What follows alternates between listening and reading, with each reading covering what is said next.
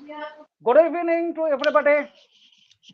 We are on Veritas, and tomorrow, and I'm sorry, today, tonight, we are discussing a very, very sensational and very serious subject on Raja Rammohan Roy.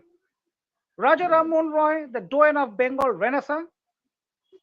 It's an endeavor to ascertain the intellectual colossus who molded and modernized the Hindu perspective in the 18th, 19th centuries, 20th, and the time goes on. But before anything else, we must say also at the same time that tomorrow is 19th of May, the day of Kachar Silchar language movement. Uh, Priyadarshida, can you please stop the sound for a while? Some reverberations. Just a minute, just a minute, just a minute. Thank you. Today is 18th of May and tomorrow is 19th of May.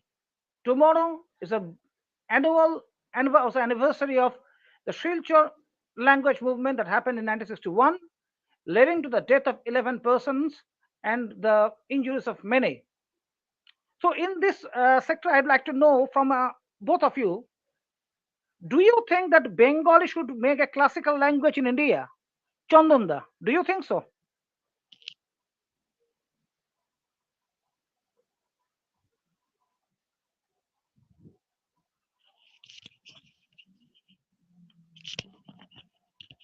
Chandanda, can you hear me? Do you think that Bengal should be a classical I'm having language in some India? more. Could you repeat that question again? Do you think Bengali should make a classical language in India? Absolutely. Absolutely. Absolutely.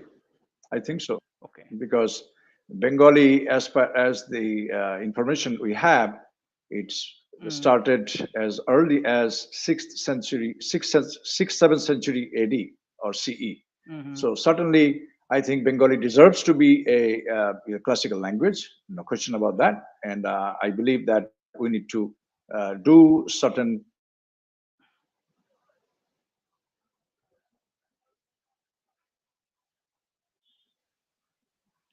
Priyadarshida, if I come to you, do you think that Bengali should be made a classical language?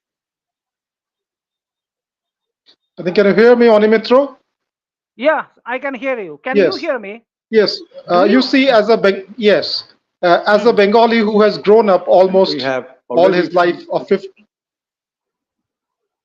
yeah, as a Bengali who has grown up in New Delhi, grown up in New Delhi, and who knows how to read, write, and produce original literature in Bengali. Initially, I was quite dismissive about this idea of Bengali being made a classical language. More so because you see the entire Bengal's You the heard me what impact I of the said, right? Bengal. Please carry on. Please carry on. Yes. Carry on. Initially, as I said, I was initially of the dismissive the idea because I want to present Bengali as a modern language.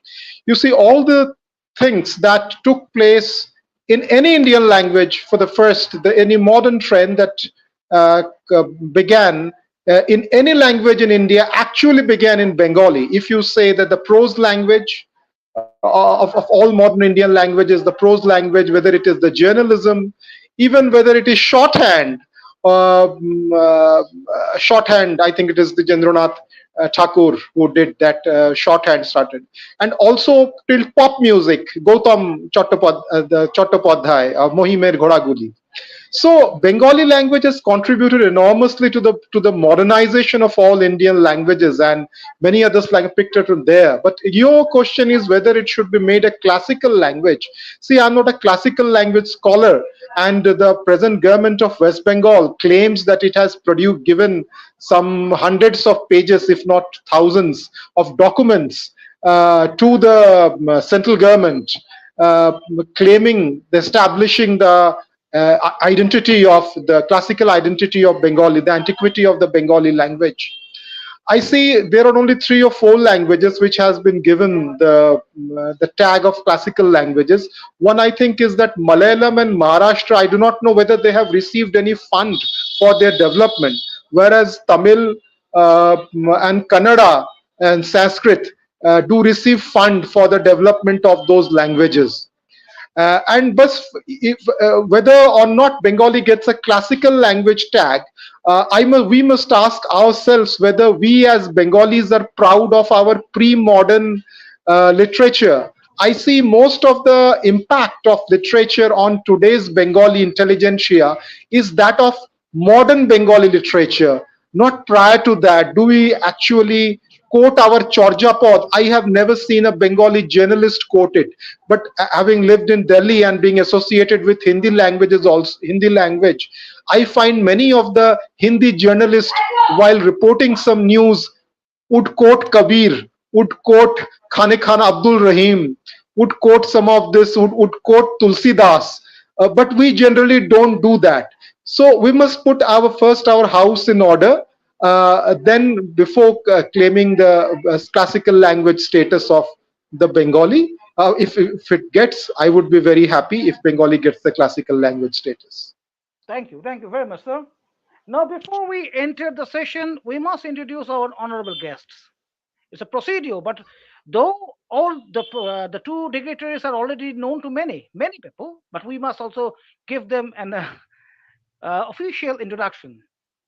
Now, speaking of Priyadarshi Dattoda, Priyadarshi Datta is a New Delhi-based author and independent researcher. His published books include The Microphone Man, How Orators Created a Modern India, Leap of Faith, Journey of Indian Elections, and India, the mainspring of democratic traditions, and it was published by the Indian Council of Cultural Relations. He writes for portals News 18 and First Post and is one of the most respected columnists of India at the moment. We have with us also Sri Chandan Bandyopadhyay. Chandanda, if truth be told, is a person of various disciplines. He had been with the CEO of the Sahara Samay News Network. He is at present related to the world of business and is working on reforestation, digital education, women and child nutrition, poverty eradication, and sustainable development projects in various parts across the globe, primarily in West Africa. And Chandanda is at present talking from West Africa himself. Chandanda's biodata is enormous. I can't read it in even in 1 hour. So I have just made it a concise fashion. Okay. So very well welcome to both of you to our session of technical volunteers with Raja Rammohan Roy. I hope that I am audible to both of you. Now, Yes. if I do proceed with the main questions, with the main concept, Raja Rammohan Roy, the 200th birthday celebration of Raja Rammohan Roy in 1972 was celebrated with pomp and splendor. In one such session of Asiatic Society, the event was uh, presided over by Dr. Satyendranath Bose, while the main speaker was Sri Somendranath Tagore. But after 50 years from then, 2022 to 2024, we do not find any such celebrations. So shall we have to think that Raja Ramona is getting obsolete in today's Bengal? So what do you say, Chandanda, at the very beginning on this? Is Raja Ramona getting obsolete? Well, first of all, I think this is a very relevant question today because even myself, I did not know Raja Rammohan Rai, let's say 10 years ago, except the fact that he did sati and few other things. So for unknown reasons, last 50 years or so, Raja Rammohan Rai has been obsolete, or he's no longer in the eyes of the mainstream population. This is something needs to be studied as to why that exactly happened. But more and more we read and understand Raja Rammohan Rai, we find that certainly there are certain groups are behind it to make sure that he doesn't get to be known by the mainstream population. So this is very unfortunate, and I completely agree with you. Now, if I come to Mr. Priyadarshi Datta, what's the role of Raja Ramona in modern India? If I do put in this way, what's his contribution to modern India? What we are seeing at this moment, we have seen Hindu nationalism, Hindutva, and all other things. But As far as Raja Rammohan is concerned, what is his contribution in modern India so that the Indians should remember him always? Yes, Sonny Mitro, if you see the lifespan of Raja Rammohan Roy, it was almost equally divided between the 18th century and the 19th century. He was born in 1772 and he passed away in 1833. So you see almost an equal division between the 18th and the 19th century. This division is not merely of chronological or temporal, this division is also of the spirit of the time. Raja Rammohan Roy started his life in his education was in the 18th century mold, whether he attended to the classical languages of the time, Sanskrit, then later on Persian and Arabic in Patna. This was all the 18th or the traditional classical Indian languages, I would say. He was not one of those who had the benefit of studying in the Hindu college, which later on came to known as the Presidency College. He did not have any other very illustrious colleagues. He did not have many illustrious classmates in him, like if you go to the Derozio group. Raja Ram Mohan Roy did not get those advantages. And yet Raja Ram Mohan Roy was something very interesting, that he became the pioneer of the modern India, initiating many of the trends, whether in the matter of language, whether in the language of constitutional agitation or constitutional thinking. We would come to those later, or whether as a defender of free speech, free press, and judicial and revenue reforms in India. Nobody, I think, before or after Raja Ram Mohan Roy had to deal with such two very disparate disciplines. Not even Swami Vivekananda, not even Subhash Chandra Bose. And if anybody ever did, came very close to it later on, in of course in 19th and 20th century, I would call it Madan Mohan Malviya, who founded I'm going to come to him also for a very specific reason, that who had interest, that who could speak, who had interest and mastery over the Sanskrit language as well as the English, the constitutional aspect, also on also on the Indian religion. So Raja Ram Mohan Roy, I think, picked up many of the things in his adult life, like the English language, like the news from abroad, as news from abroad under the British rule. He learnt about the French Revolution, the American Revolution, and many other things. So if we see that way, Raja, in all the many of the trends, whether it is writing the prose language, he is one of the makers of the Bengali language. He was also at that time the first one to think of giving Hindi its proper place in the national life.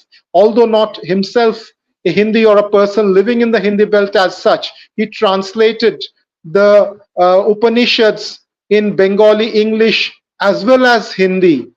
And also, later on, Raja Ram Mohan Roy wrote about the freedom of press, stood by the freedom of press in India, about the trial by the jury. He also spoke about the judicial and the administrative revenue reforms in his submission before the Select Committee of the House of Commons when he visited England in the 1830s.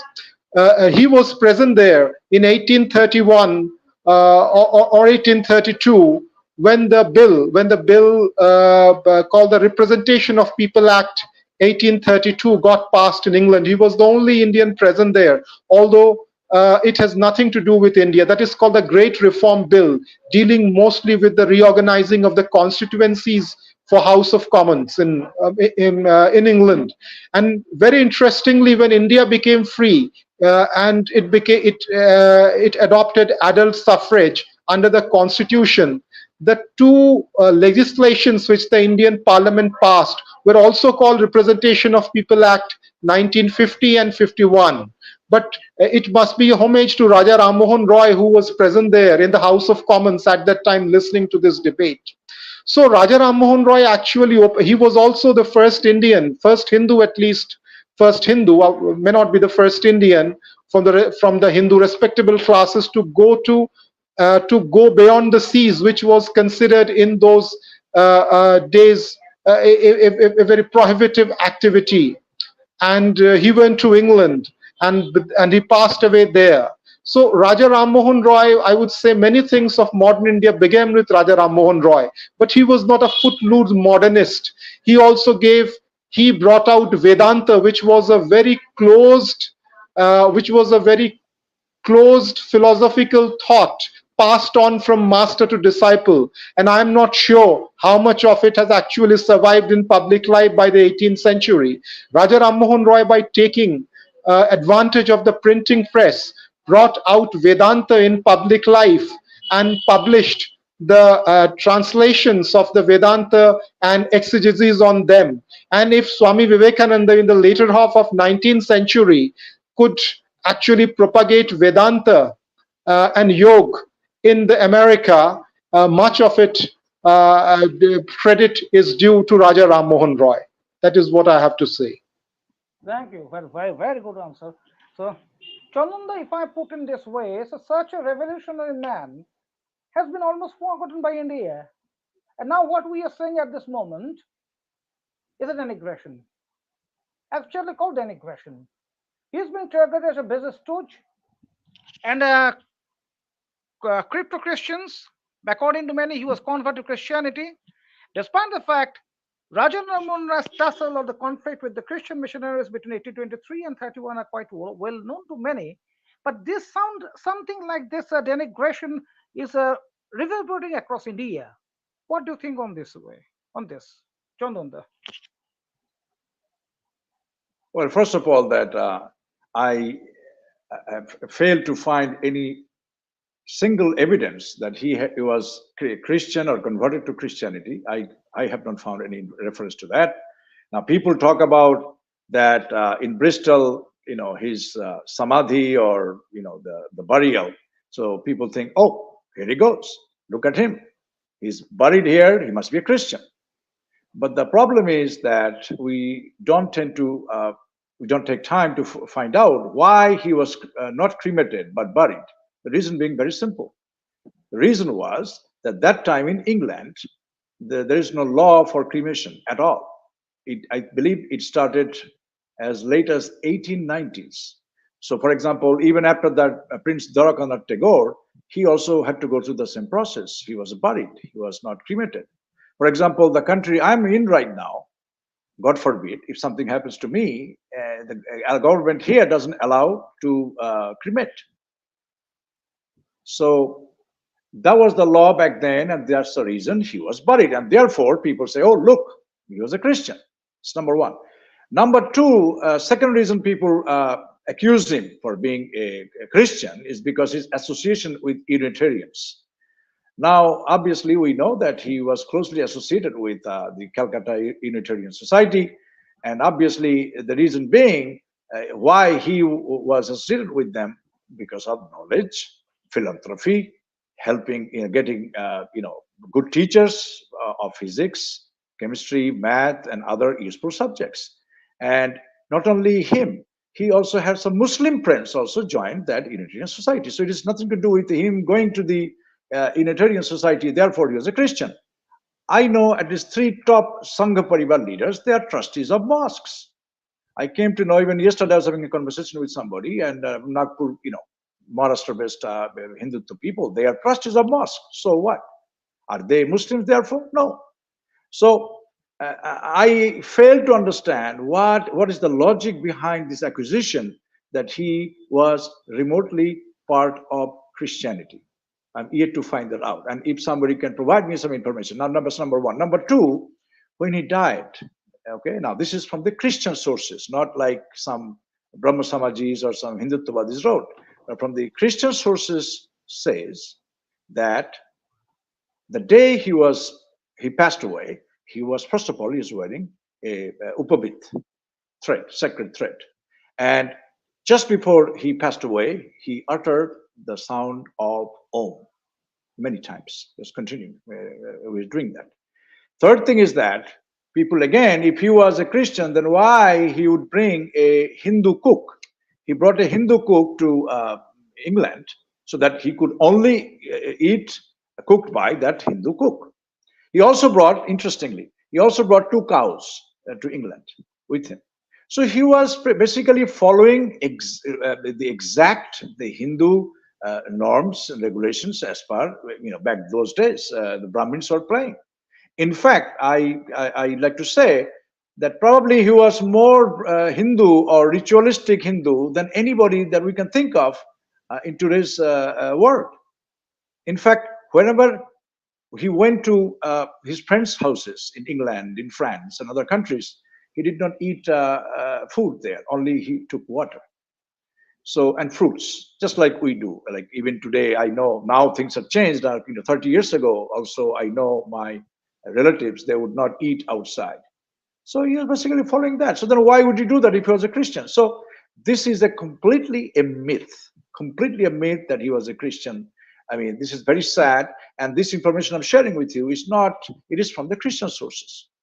So I think we need to completely, forget about these ideas of him being Christian. On the other hand, okay, I'll let you ask the questions, and I will talk about other areas. Why he was a Now, so now when we are coming to the 1860s, we do find that Calcutta at the time held the Hindu Mela, which was presided over the Brahmo Samaj.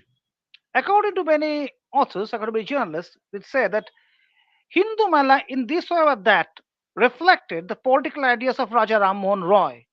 So in this way, if we do consider Hindu Mela as the cocoon of Hindutva, the later days Hindutva, Hindu nationalism, do you think that the basic concepts of Hindutva or Hindu nationalism have come from the ideas of Raja Rammohan Roy? Priyadarshida, if I have to ask you, Is it Priyadarshida, a question for me? yeah, Yeah, yes. Yes, you see that Raja, you see the Hindu Mela that you were referring to, the brainchild, it was the brainchild of Rajanarayan Bose, who was the maternal grandfather of Sri Aurobindo, and for that reason posthumously used to be called the grandfather of nationalism. hmm, It was also put into action by the Tagore family, mostly Devendranath Tagore and his son and the nephew, Gunendranath Tagore and others who also later passed away, and Dijendranath Tagore took over. Uh, it was, I think, more than Hindutva. The Hindu Mela first time tried to give a true demonstration of Hindu the vocals, everything Hindu commerce, science, everything. One there was a person called Sitanath Ghosh who used to give demonstrations on steam engine and others which he used to create. So Hindu Mela was basically a cocoon of the Hindu nationalism that you say, but it was something more than that. If you say today's Hindu nationalism, it may not be that everything about it is Hindu. Everything is, many of the things we have actually borrowed from the foreign. But Hindu Mela was of course a thing which actually showcased Hindu traditional art skills, martial art, acting, writing, and it tried to connect with the masses. It actually tried to take the of center of activity from Calcutta to the most surrounding cities. And there was an unfortunate incident due to which the Hindu Mela was shut down, which was been very interestingly described by Bipin Chandra Pal, himself a Brahmo in his early years. And it was Tagore family, and some say because that Nabagopal Mitra, who was the founder of this, had good relationship with the Tagore family, and due to the fracas that at that time the Brahmo Samaj was split into two, and that the and Tagore family, which represented the Adi Brahmo Samaj, huh, uh, actually against Keshav Chandra Sen's Sadharan Brahmo Samaj or whatever it was said, uh, they supported Nabagopal Mitra, and it was indeed a very great point of Renaissance. It was indeed a great event in shaping of the Hindu mind, which again began from Bengal. And of course, Raja Ram Mohan Roy's ideas, naturally, I would say, were in sync with it. Had he also lived on to that time, I'm sure he would have been a participant in Hindu Mela. thank you. Chandanda, I'd like to if you want to say I'd like to something. add a few things here. See, first of all, this is one of the most important topics, one of the most important topics about this so-called Hindutva, Hindu nationalism, and so forth, as we are ruled by government, which is supposedly a pro-Hindu government. So this subject needs to be talked a little bit more, and the role of Rammohan Rai. Now, see, the way I understand what Hindutva is that number one, fostering unity among Hindus. That's the first priority. The second thing is defending Hindu culture and civilization. I'm just giving you overall picture because Hindutva, we talked about Savarkar, we have many other people we talked about. So let's now come to some kind of an idealization that what is Hindutva and what is where Rammohan fits into this picture. Then, for example, respecting Bharat Mata as the source of all the spiritual paths and sampradayas of India. Then, for example, defending Hindus from the foreign aggressions, for example, Islamic or Christians or other aggressions, or communist, for example, that is also another aggression. Then promoting Hindu dharma and darshanas, then creating a sense of pride to be a Hindu, displaying and dispelling the misconception of Hindu dharma and so forth. If you look at all these things, actually Rammohan Rai promoted all of these things. For example, even if I go one step forward, several people accused Rammohan Rai the first time this two-nation theory, that so-called, the Hindu India for Hindus, it came from Rammohan Rai. The Dhaka University historian, he openly accused Rammohan Rai that he is the first person to say India is for Hindus. Similarly, many Indian intellectuals, scholars, they also talked about the same thing. So I believe that he might have not used the word Hindutva, quote unquote, but this Hindu nationalism and making India as the spiritual motherland of ancient Hindus, pride, take pride on Hinduism and other things. It is all Rammohan Rai. Most important thing here is this: before Ram Mohan, there is no Hindu dharma. Now people say, well, what are you talking about? Before Ram Mohan, we had Vaishnavism, Saivaism, Shaktism, Jainism, and there are hundred sampradayas, upasampradayas. It is Ram Mohan Rai that for the first time he came up with this idea of Hindu Dharma or Sanatan Hindu Dharma, and in English, Hinduism, that united all these sampradayas of various sects together. They say, you know what? You are a Saivite, that's okay. I'm a Vaishnavite, it's okay. But we are Hindus and we are part of the same Hinduism. So this is the biggest contribution of Ram Mohan Rai is to come up with Hindu Dharma idea. Okay, Now and then you were saying subsequent. you were saying something interesting. So I would like to know that we do know that it was Adi Shankaracharya who came up and brought all the Hindus into a single fold in the sannyas way. So do you want to say that Raja Rammohn has done the same thing in the procedure of materialism or Gadastya? Do you think so? Absolutely. There are excellent questions. Thank you. See, first of all, Shankaracharya ji, what he talked about, he predominantly talked about Vedanta, Advaita Vedanta of Vyasadeva. Vyasadeva, he is the founder of this Vedanta philosophy, and then he propagated it, Shankaracharya. And then, I'm sorry to say that, this is something very important thing you have to understand, that he deviated, Shankaracharya deviated from the main course of our paths of the rishis, meaning what? If you look at the ancient rishis, they didn't have any problem of getting married. And the concept of sannyas was there as the chaturashram, meaning the fourth stage of life. Everybody had to go through the fourth stage of life. But Shankaracharya unfortunately followed path of Buddha. Philosophy was Vedanta, but the path was Buddha. So he deviated completely from that path. So that is another subject altogether. So I believe, and then Shankaracharya focused on only one philosophy. That okay, this is it. Of course, Rammohan Rai also focused on one, particularly Advaita, but he also talked about the political Hindutva. That in fact he emphatically said that, boss, I am doing all these so-called reforms not because I want to bring something new. I am doing it so that Hindus can gain political power. That's the only reason I'm doing it. So his goal was that if Hindus have too many impediments, caste system, the girls are getting married at the age of 6 and 7. I mean, it's a mess. If Hindus are not living well, not healthy in the society, how can there be Hindu unity? So he brought the concept of Hindu unity very well. He gave this umbrella of Hindu Dharma, and he also tried to bring forth all the sampradayas together. For example, he also practiced various aspects of Tantra, as you know, the Mahanirvan Tantra, for example. So I think that way Raja Rammohan Rai played a pivotal role. And let me tell you, Shankaracharya had only one challenge back those days, which was Buddhism, which was not really a challenge because Buddhism is again part of Indic civilization.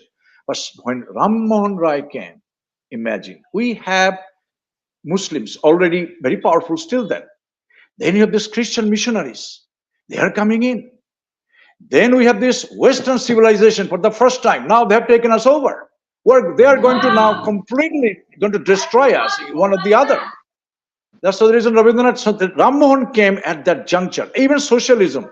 He went to England and he debated with the socialist leaders and he challenged them. The socialism is not the answer for the world. So one hand, there's Islamic issues, then we have these Christian issues, then we have this Western civilizational issues, then we have these internal issues. That boss, we got to have the sati, we got to have multiple wives, we got to do all the negative things. So Ram Mohan, I believe, again, I don't believe in Avatar Bad, but I believe he was the Kalki Avatar. Look at what he has done. If he wasn't there, as Rabindranath Tagore said, that we would be in deep trouble. And who is saying that? Rabindranath Tagore. It would have been Christianized or Westernized completely. Do you agree or disagree? I do agree. So Chandanda, when we were talking of the final, we have come to the point of sati. Now, the Priyadarshida, when we were entering this very debatable position, which is debatable nowadays, but not a debatable, nothing of a debate even 50 years back. It's a debatable question now. That according to many persons, sati was no problem for India. According to many, there was only a handful of sati deaths, like 63 per year, or 62 or 50 or 25 per year. But personally, when I am just going through the book of the life and letters of Raja Rammohan Roy, written by Sophia Collett in 1903, there she has given a very interesting picture from citing the British records. Instead, anyone can have the book.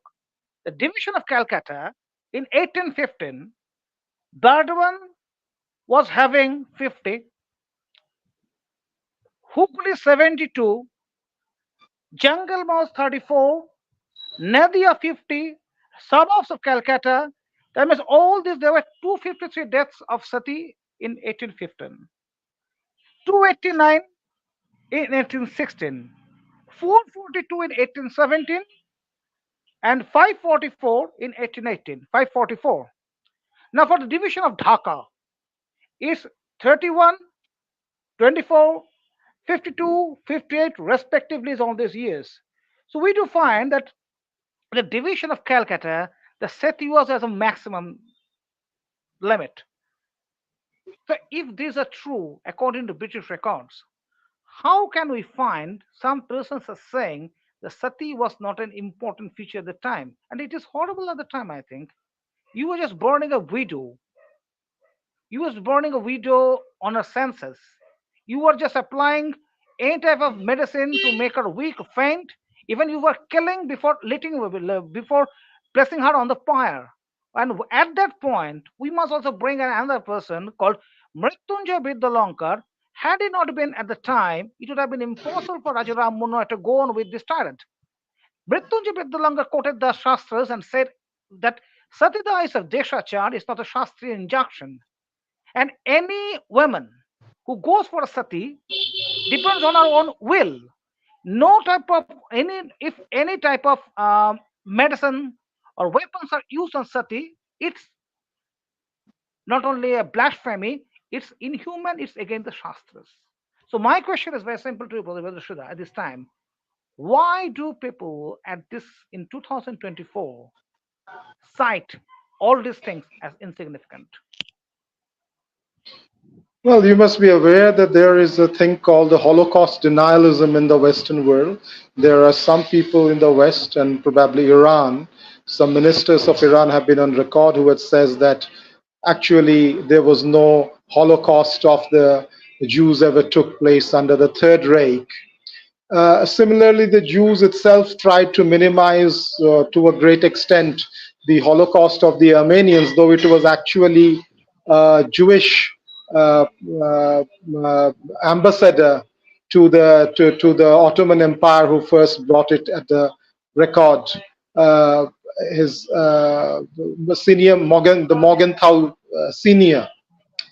Mm, I find that is sati denialism is being practiced by us by some of the resurgent Hindu or the Hindu nationalist thinkers who wish to prove that it was actually a Christian conspiracy. It was either a fictitious practice or very insignificant, but little realizing that even if it was insignificant, even if one today, even if one suicide can actually become very important to the entire nation, as sometimes they do, like say the suicide of Rohit Vemula, that can be turned into an issue. So even if one sati had taken place with or without the consent of the sati, it might have been acceptable in ancient times or in the medieval era, but it cannot be accepted in a modern era. Even if a person says, suppose in the medieval times, there is evidence given by Abdul Razak, who visited the Vijayanagar Empire, that many people, in order to get salvation, would allow them to crush themselves beneath the wheel of that chariot, annual chariot festival in Vijayanagar. Now, would you allow such a thing to take place in 19th, 20th, or 21st century? Whatsoever if their desire to go to heaven, or at that time that the idea, whatever it be, do you allow such a thing today? So even if sati was with the consent of the victim or with not with the consent, it cannot be allowed in a modern world. That was the idea of Raja Rammohan Roy. But if you see that Raja Rammohan Roy, or even later Bidashagar, all of them had to, they could not just say that simply because this is irrational, this is inhumanistic. They had to find out those grounds in our scriptures to say that sati is not enjoined upon the Hindus, or rather it is again the basic tenets of Manu Sanghita and other things, whatever they could find. Even Vidyashagar later on also tried to prove that multiple marriages, polygamy, is against originally according to Hinduism, or that widow remarriage is according to the precepts of Hinduism. So they had to find out those examples. So Raja Ram Mohan Roy also did. Not, yes, Mrityunjay Tarkalankar was the first to be at the Fort William College, but later on Raja Ram Mohan Roy also, if you go some of his writings, Raja Ram Mohan Roy also speaks about it. His dialogue between proponent of a sati and the and those who are against sati, the proponents and the opponents of sati. Raja Ram Mohan Roy also had to delve deep into this. Now, but I feel, what is the psychological reason today why people want to deny it? People don't want to see. I mean, today India in a 21st century is one of the very emerging front-ranking powers. We are already the world's largest country in the terms of population, the fifth largest economy, and the Prime Minister is saying the third largest economy. We have now a great diaspora settled in various countries of the world, and now somehow we find it, we are a bit ashamed to accept that such a thing had taken place. But there are many things of the Hindu society, murky aspect of the Hindu society. Even Prime Minister Narendra Modi had to go against this, defecation in the open practice he has to bring about this toilets. Now, if you say that this is not an aspect of India, we don't want to speak about it, that is not the correct thing to do so. What we can say that sati was actually not a Hindu practice. We had taken it was induced upon us, we have taken it up, like going up, like not going to the going abroad at the seas. Many people tried in the 19th century to prove that it was not actually Hindu scripture, but Hindus have adopted it in the medieval times. Sati might have been adopted in the same manner, and when the proper times came, it should have been given up. But but now I think Devashila, those national, yeah, just yeah, a minute. Getting ashamed is one aspect, and yes, targeting the person who had done it almost single-handedly is something else. Yes. So I am not ashamed, No. but I am targeting a person who had done this as a British stooge. So how can it be No, justified? no, that is what it is. I call it again. That is the same kind of a thing of a Holocaust denialism. That the person who did it, we say no, there was actually no killing. It was very insignificant or fictitious. So Raja Ram Mohan Roy is actually a person who got whose prestige was built upon, if not on anything else, but on this very singular practice. Raja Ram Mohan Roy did so many things, but his mainly in people still remember him for two acts. One is the bringing on legal prohibition on sati, and the second is the foundation of the Brahmo Samaj, which was called Brahmo Sabha in those days. But if we accept that, then we have to accept sati had, if we accept that, we have to accept that sati existed and existed with the consent of the so-called the champions of Hinduism. So that is why you target Raja Ram Mohan Roy. But how it is based on very weak historical evidence, this targeting of Raja Ram Mohan Roy. I have shared a letter, I have shared, which I can share it again, a letter which was written by a petition given by the founders of the Dharma Sabha, which was set up in the 1830s in Calcutta by an opponent of Raja Ram Mohan Roy, who was otherwise a very great Sanskrit scholar and a very progressive person, Radhakanto Dev Bahadur of the Shobha Bajar Rajbadi. Radhakanto Dev Bahadur and his father Gopi Mohan Dev, they had signed on that petition, which interestingly had the signature of Kali Shankar Bahadur. I think he was one of the founders of the British Indian Association. So those people who were otherwise very nationalistic, people who were otherwise very greatly felt for Hinduism, actually were against Raja Ram Mohan Roy, and that sati existence is proven by that letter of that, I think, 1831 to Bentinck, saying that the British should not intervene into the internal matters and the religious matters of the Hindus. Now, if sati was a fictitious practice, or it was a very or it was a very minor practice, why would such great and important people who affects the signatures of and the religious opinion of 120 Hindu scholars who affects their signature, why would they mobilize such kind of an opinion if it was a very insignificant subject and Raja Ram Mohan Roy was in this? Now, if today people you agitate on removing 2% of tax or duty somewhere, I don't think the entire society of Calcutta is going to be after your life. But that was actually what happened to Raja Ram Mohan Roy. There was threat on Raja Ram Mohan Roy's life, and therefore Raja Ram Mohan Roy had to get some pistols with him, which he used to carry. Such was there is a physical threat on Raja Ram Mohan Roy. So I don't think if Raja Ram Mohan Roy was carrying out such an insignificant activity of abolishing or trying to remove a very insignificant practice, he would have been at the eye of the storm then. That he was in the eye of the storm then actually proves that Raja Ram Mohan Roy was doing something significant, and it was not a sati was not a fictitious practice. Sati was not an insignificant practice. And even in 20th century, I would say in 20th century, even if one instance of sati happens anywhere, I remember when I was a child, I was in the school. There was a Roop Kumar incident incident took 1988. place in Rajasthan in 1987, for example. That became a national issue.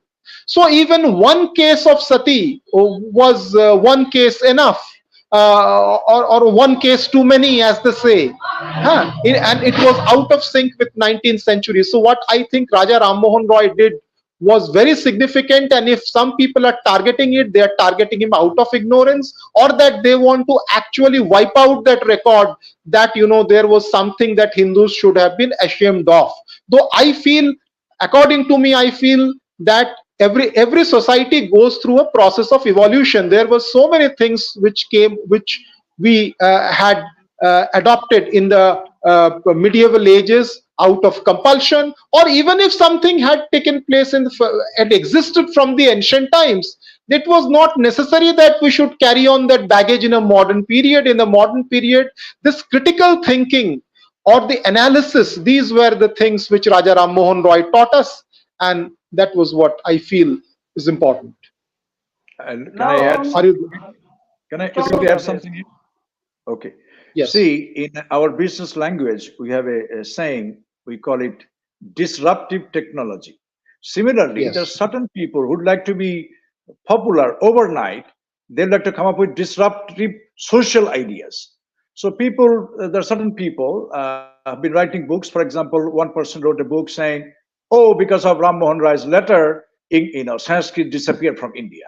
Now, similarly, that they want to say, oh, Sati wasn't there, it's a British missionary conspiracy, new idea, so that they become popular overnight. And I have been reading Facebook and other social medias, now people are following it.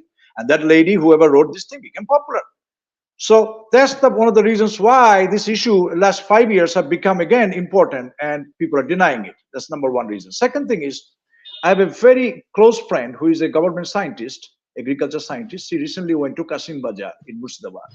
He told me, he said, Dada, I have seen the name of 900 satis in one ghat in Kasim Bajar. Their names are written, the dates are written when they are sati. So 900. likewise, 900 900. names, 100 900. plus names You in should have a one picture of sati that. ghat, and is written on the stone. Back those days, the only way you could write is the stones, the ghats. And then I consulted with certain people and did a little private studies. And I found that in Bengal alone, there are about 800 to 900 sati ghats back then. 800 and 900. That's number one. Second thing is the survey. Now let's talk about the survey. Now this is where the crux of the problem. The Christian missionaries, obviously, I agree to that point, that Christian missionaries are saying that these people, they are uncivilized, therefore, we need to stop this sati and they need Christianity. Yes, they had this agenda, no question about that. So they did their survey and then they came up with a number like between 30,000 to 1 lakh per year. Okay. Then British, they did their own survey. Now, survey where? From Bengal to Banaras, and they found something like 4,000 satis in exactly number is sorry 8,134 satis for 14 years. Now, obviously, I believe that if the Sati Ghats theory is correct and what my friends have been seeing in Bengal are correct, I think this British has suppressed the number. They said, no, no, no, no, no, no, let's not make it a big issue. We'll be in trouble. We came here to do business, to make money. Why you want to get involved in their personal thing? Let them be whatever they're trying to do. Especially what Priya Ranjan Babu was saying correctly, that Dharma Sabha was basically a sidekick of British government. And Dharma Sabha wanted sati to continue. So that's the reason they did not want to stop the sati. So, Not exactly. and there was no surveys, by the way. There were no surveys in rest of the India. I was reading articles other day that sati was very much popular in Maharashtra. Sati existed in Kashmir. Even Muslim women were getting satis, even though they converted because of whatever the reason was. So I think that this is an unfortunate situation that we are trying to forget our own history. And on the other hand, on the contrary, what we should do, especially, let me make a bold statement here: every lady, every woman, if she doesn't believe in any god or goddesses, but at least she should have a picture of Rammohan Rai. What he did for the women, starting with Sati. I mean, unbelievable. So now my question to you is that when we speak demography is destiny, and when we find satidaha and women, I'm sorry, widow remarriage saved the Hindu womb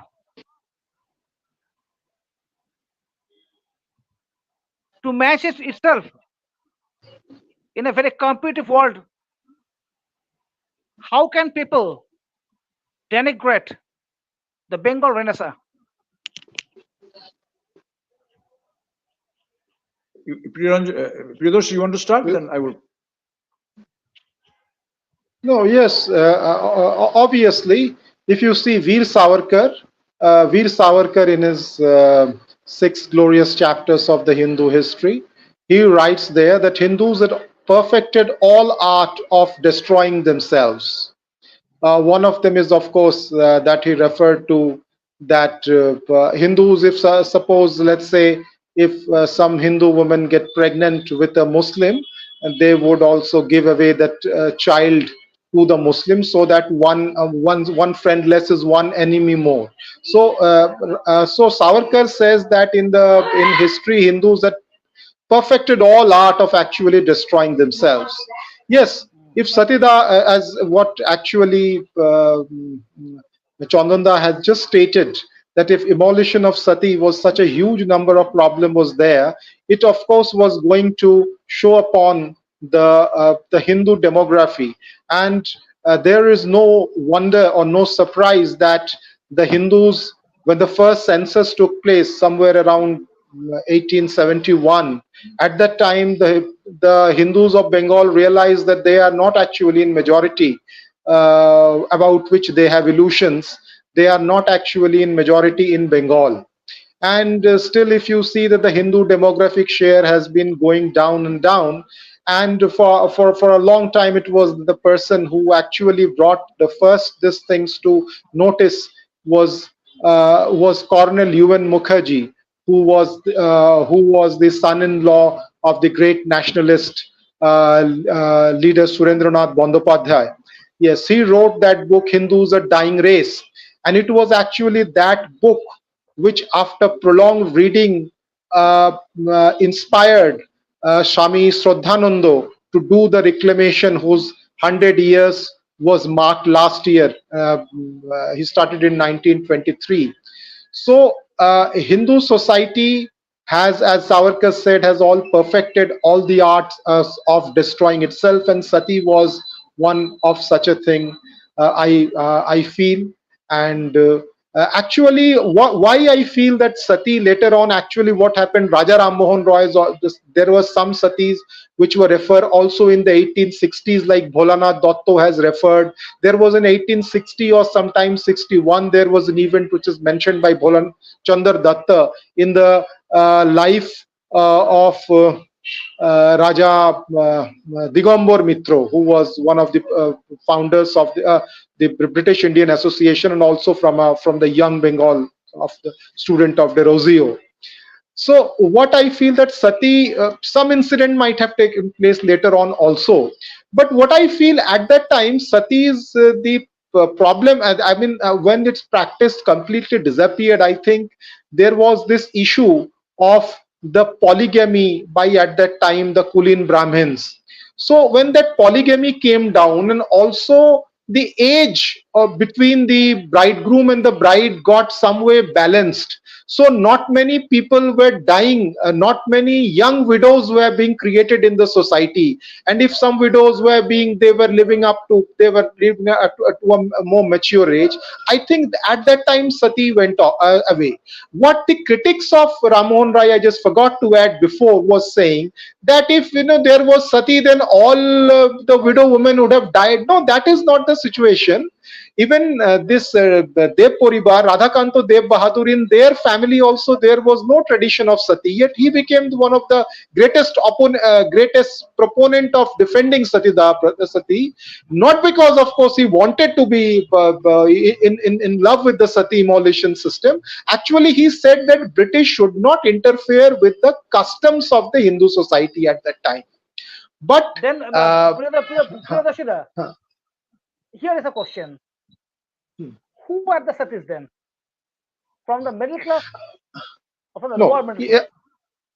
as you see, if you go to the actually to the lower classes, I think in the lower classes there was a system of what you call a remarriage, which might not have been there in your history books, or no writer has written about them, because that part of society goes, they are illiterate people. But because of the societal things, either they would get into a different kind of a relation. It is, the problem is there with the, mostly I believe, with the Kulins or the educated classes of the Brahman, the Kayastas and the Vedas, etc. Those who were at that time the educated people. I think the problem, according to what I feel, the problem was more acute that because they stood at the vanguard of defending the Hindu culture. And in the name of defending culture, it would not matter if some Hindus die. They would not see that the killing of a Hindu woman is becoming one Hindu less. You are probably destroying that entire family if she has a child, a young child who do not know what would happen to him or to her. We are killing an entire family. To saving Hinduism, you are actually killing some Hindus.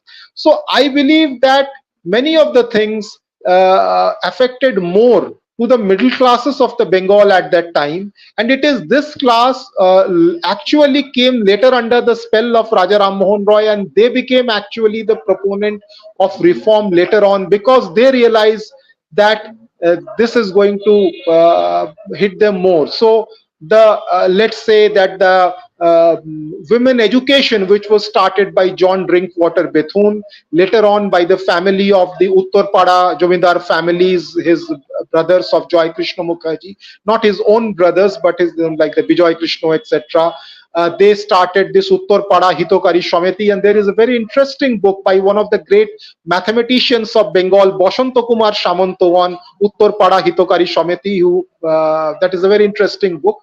How they came up with women education through correspondence courses. So it is this class, the middle class, or what you call the people who are the conservative, they later on actually benefited from Raja Ram Mohan Roy more, and that is how you see that Bengal Renaissance, this liberalism that happened. This it came from this class. Initially, of course, Bengal Renaissance was a bit of hedonistic under the influence of Henry Vivian de Rosio. But if you track the lives of all the disciples of Henry Louis de Rosio, except those who became Christians, like Reverend Krishna Mohan Banerjee, the later all of them returned to the Hindu fold and became very good and believing Hindus. One of the examples I can give you is Raja Digambor Mitro, as I was just speaking about, Ram Gopal Ghosh also, all others. So this is what I feel. Thank you, thank I'd you. like I'd like to add one Uh, thing quickly. Chananda, I'd like to add one thing. would you act something finally? Yeah. See, first of all, this concept that only the upper class people were did sati is not correct. In 1823, the record is showing that the Brahmin widows were like 234, Kayast 25, Vaishya 14, and Sudra 292. So this was affected by all castes. And now to answer your question as to why Bengal Renaissance have been denigrated or been put aside, I think till 1947, Bengal Renaissance got a lot of respect from everyone, even including, for example, someone like Gandhi, who said to Ram Mohan Rai, for example, that he is the father of higher studies on Hinduism. But what actually happened since 1947, when this control went to Nehru family, they started getting into the socialistic mode of operation. Now, if you respect Bengal Renaissance, then you have to respect Hindutva, because Bengal Renaissance is nothing but a sophisticated version of Hindutva. So then came the leftist intellectuals, and they slowly they made us forget about this great historical period. So that is the reason Bengal Renaissance have been forgotten, because then it does not fit with their ideology, right? That starting whether it is a Rammohan, whether it is Rajnarayan Bose, whether it is Devendranath, whether it is Swami Vivekananda, whether it is Tagore, they're all talking about Hindutva of their own way, of course.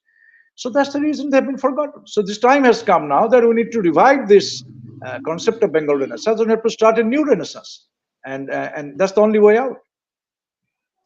Over to you. Thank you, sir. Thank you very much to both of you for attending the session. Thank you, Priyadashida. Thank Thank you. you, Chandanda, for being with us and making this evening so glorious.